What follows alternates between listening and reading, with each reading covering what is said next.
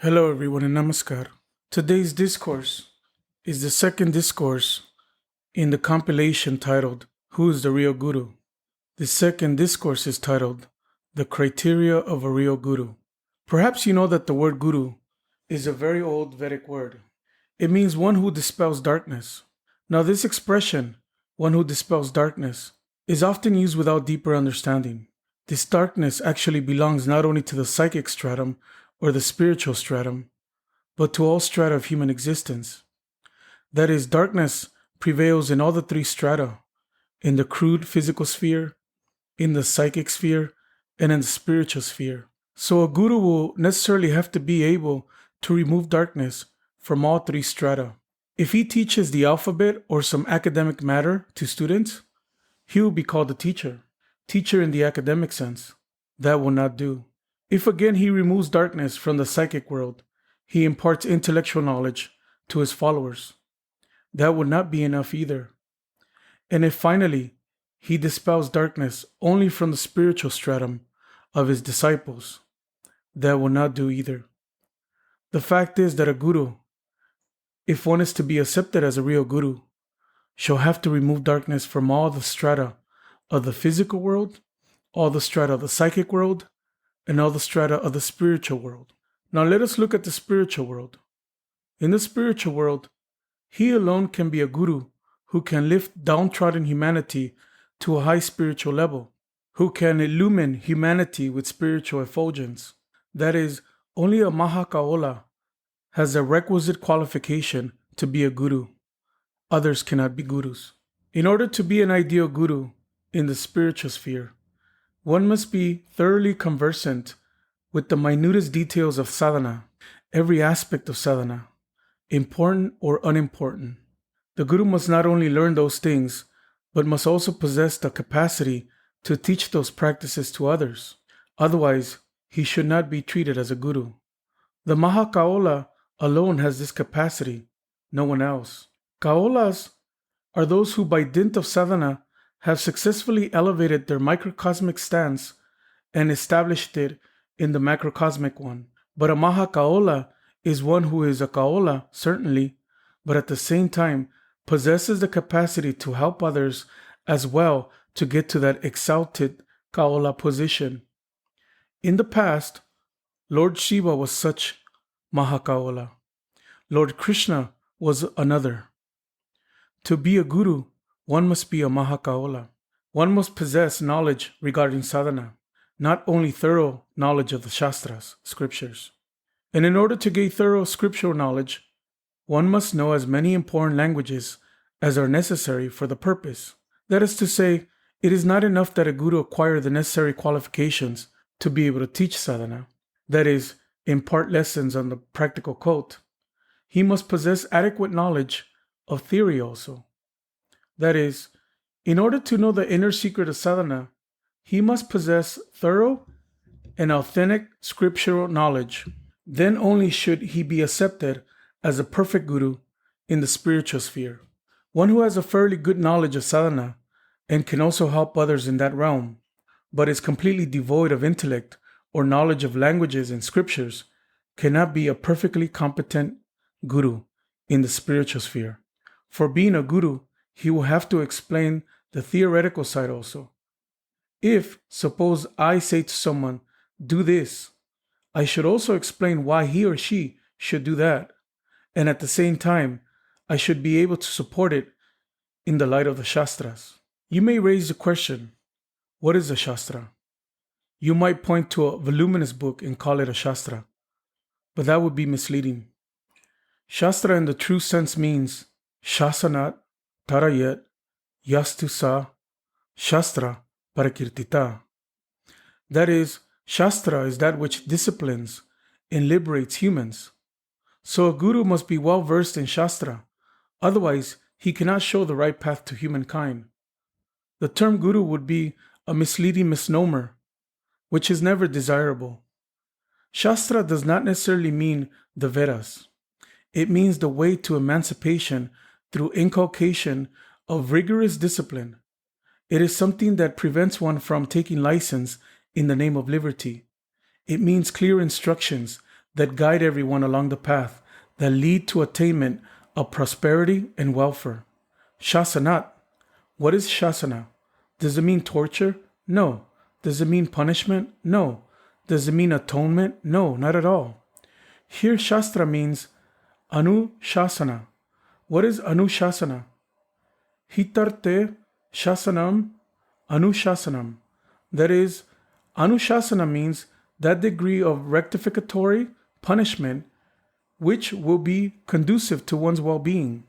A spiritual guru must be well acquainted with all the processes of sadhana, must have the capacity to convince others, must possess complete knowledge of the scriptures, must know many languages, and must have comprehensive knowledge and intellect, plus some extra qualifications.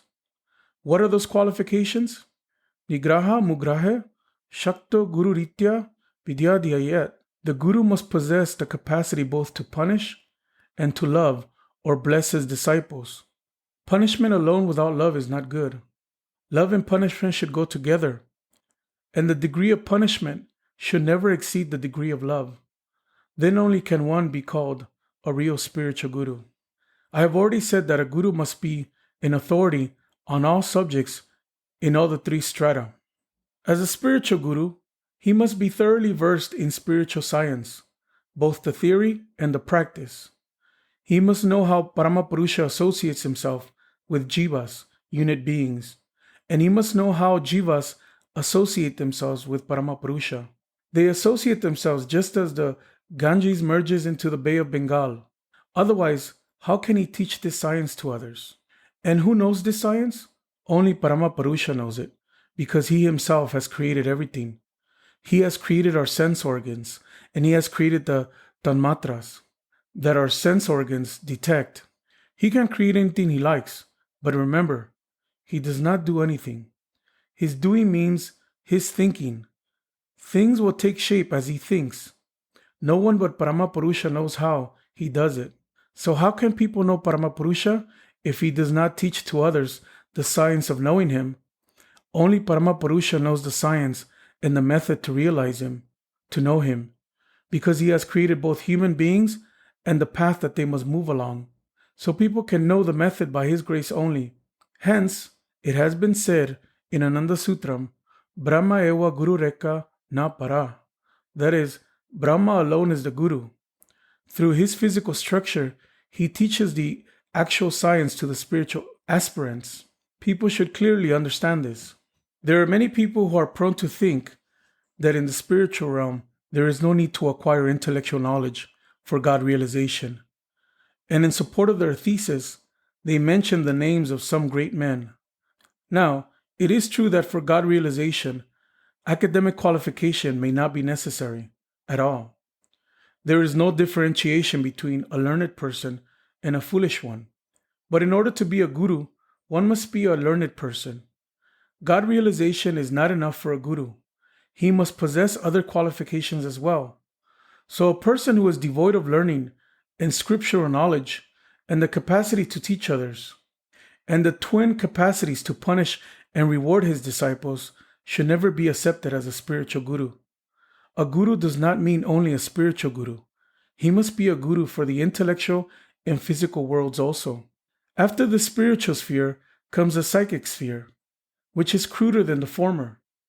That is, the guru must be aware of the nature of the human mind, what it is made of, how it should be elevated step by step from crude to subtle, how all the unit minds can march together in unison towards the goal. In a word, he must know both the theoretical and the applied sides of psychology. He must know 1,000 times more than it's written in books. He must assimilate everything through his own refined intellect, and then only can he teach others perfectly. That shows that he must be not only a spiritual guru, but also a guru in the psychic world. There is a sense of want in the human mind. One who can remove the sense of want is a guru. In order to qualify as a guru, one must have the power to remove psychic wants. As in the spiritual sphere, so also in the psychic sphere, a guru must be learned. He should be well versed in the humanities, in fact, in all branches of human knowledge. In order to be a spiritual guru, it will be sufficient that he have mastery over scriptural treatises. But to be a guru in the psychic sphere, he must be well versed in all branches of human knowledge. Unlimited knowledge of a few scriptures will not do. And simultaneously, he must be conversant with the style in which the human mind functions, as also in the method to control and guide it properly. Next comes the physical world. The followers, the disciples of the guru, are men and women of flesh and blood, having physical structures. They have their sorrows and miseries, their tears and smiles. This is their life. They have their problem of food and clothing. They have their pleasures and pains, their tears of pain and tears of joy. They become elated in happy circumstances and depressed when things go wrong. It is the duty of a guru to provide his followers with the wherewithal for their progress. This is what an ideal guru is to do in the physical sphere. As a guru in the physical world, he will have to teach mankind such techniques as will solve their worldly problems. Problems of food, clothing, education, and medical treatment. A guru must see to it that their mundane problems are solved. So in order to be a guru, one must come onto this earth with the highest qualifications in the spiritual field, and with the greatest capacity to face the mountainous obstacles in the physical world. To shoulder the responsibility of a guru is not child's play. Thank you. March 15, 1981, DMS, Ram Rajatala.